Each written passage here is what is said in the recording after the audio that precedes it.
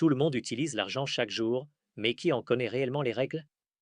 On nous apprend tout à l'école, sauf comment fonctionne l'argent.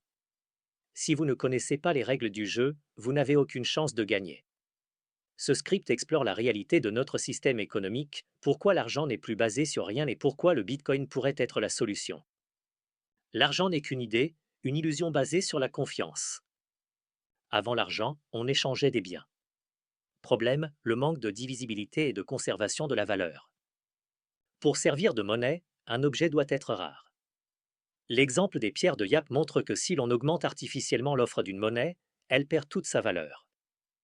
Les civilisations ont convergé vers leur car il est rare, divisible, transportable et inaltérable.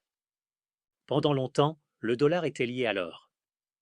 Les accords de Bretton Woods en 1944 ont fait du dollar la monnaie mondiale, convertible en or.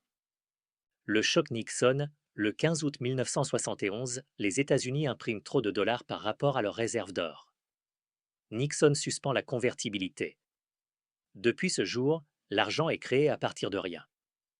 Conséquence, l'argent que vous avez en banque n'est plus une richesse tangible, mais une promesse.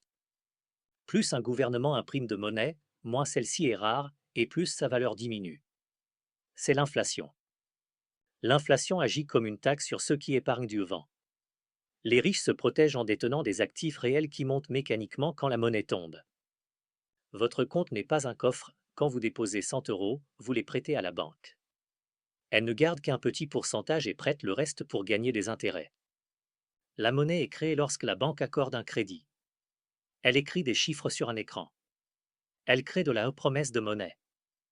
Si tout le monde voulait retirer son argent en même temps, le système s'écroulerait car l'argent physique n'existe pas en quantité suffisante. En 2008, Satoshi Nakamoto crée le Bitcoin pour résoudre le problème de la confiance.